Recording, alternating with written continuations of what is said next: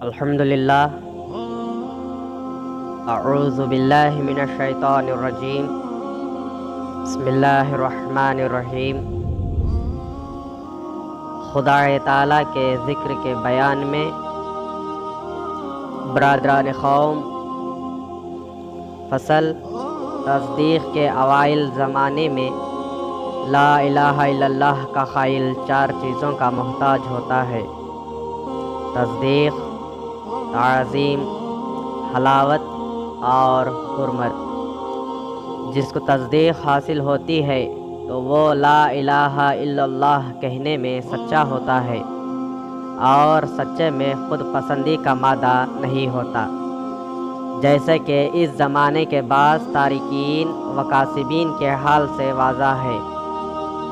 قائل کو چاہیے کہ لا الہ کہنے کے وقت اپنے وجود کی نفی کرے تاکہ اپنے قول میں سچا ہو، اور سالکین کے مذہب میں لا الہ کے معنی موجودات میں سے کوئی وجود نہیں ہے کہ ہے۔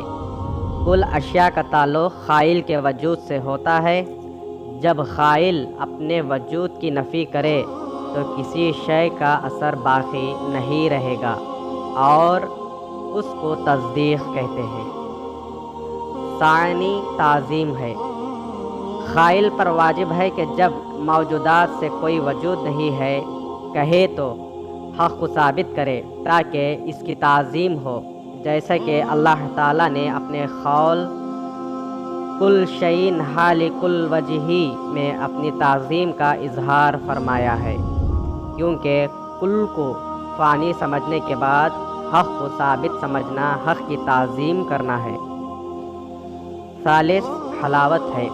چنانچہ قائل جب معصوی اللہ کی نفی کرے اور حق کو ثابت کرے تو اس کو واجب ہے کہ یقین کرے کہ اس سے وہی متکلم ہوتا ہے۔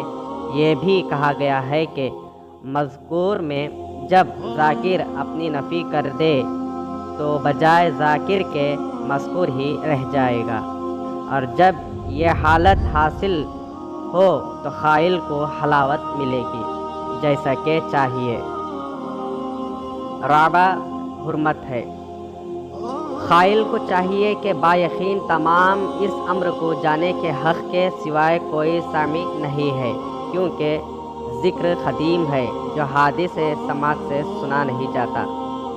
چنانچہ کلام قدسی میں ہے، ہمیشہ بندہ نفل عبادت سے میرے نزدیک ہوتا ہے۔ یہاں نفل عبادت کے معنی خالص بندگی کے ہیں، حتیٰ کہ میں اس کا کان، اس کی آنکھ، اس کی زبان، اس کا ہاتھ یا پاؤں بن جاتا ہوں۔ جس کو یہ بات حاصل ہو جائے تو وہ حرمت کی حفاظت کر سکتا ہے، اور جس کو تصدیق نہ ہو وہ منافق ہے، کیونکہ وہ صرف زبان سے قائل ہے، اس کے دل میں کچھ بھی نہیں ہے۔ اور آیت اور بعض لوگ ایسے بھی ہیں جو کہتے ہیں کہ ہم اللہ پر اور قیامت کے دن پر ایمان لائے، اور دراصل وہ مومن نہیں ہیں۔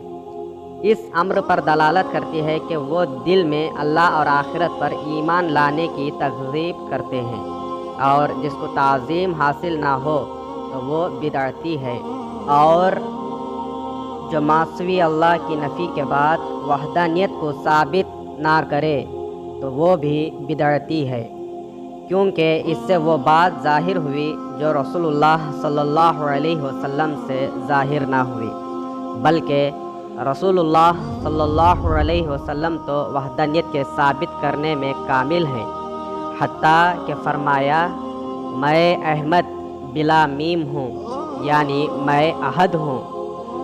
حضرت صلی اللہ علیہ وسلم توحید میں اس قدر کامل تھے کہ اپنی ہستی کی نفی فرما دی اور اس کو احد سے ہی تعبیر فرمائی، اور اسی حدیث سے تعظیم مذکور سمجھ میں آتی ہے۔ اور جس کو یہ حالت حاصل نہ ہو تو وہ ریاکار ہے، یعنی جس نے لا الہ الا اللہ کہتے ہوئے بصارت حق سے حق کو نہ دیکھا تو وہ ریاکار ہے، کیونکہ وہ لا الہ الا اللہ کہتے ہوئے اپنے نفس کو دیکھ رہا ہے۔ ایسے آدمی کو اللہ کے ذکر کی حلاوت نہیں مل سکتی۔ اور ریاکاری شرک خفی ہے جو اللہ کے ذکر کی حلاوت سے دور ڈال دیتی ہے، مانند قول اللہ تعالیٰ کے نہ شریک کرے اپنے رب کی عبادت میں کسی کو، اور جس کی حرمت حاصل نہ ہو تو وہ فاسق ہے۔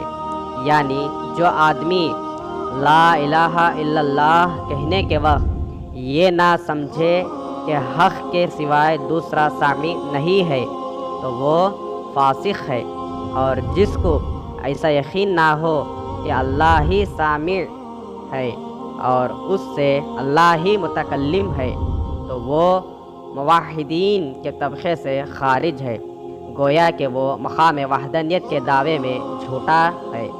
وہ زندہ ہے مگر زندگی کی حقیقت نہیں رکھتا۔ اور دعویٰ تو ایک آسان بات ہے مگر دعوے کا ثبوت مشکل ہے۔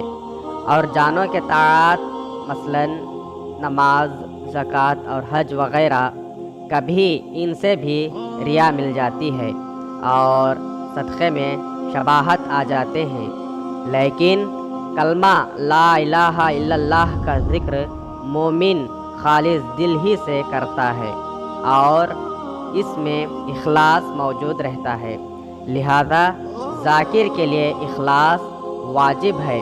اگر بغیر اخلاص کے کہے گا تو مومن نہ رہے گا اور نہ آخرت کے عذاب سے نجات پائے گا۔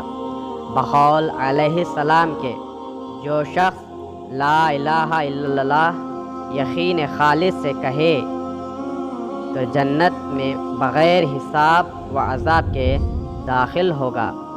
چنانچہ تستری رحمۃ اللہ علیہ نے کہا کہ مسجد سے جمعہ کے دن نکلے اور لوگوں کو دیکھا تو کہا لا الہ الا اللہ کہنے والے تو بہت ہیں اور خلوص سے کہنے والے تھوڑے ہیں۔ انصاف نامہ باب 11 صفحہ 222 تا 226۔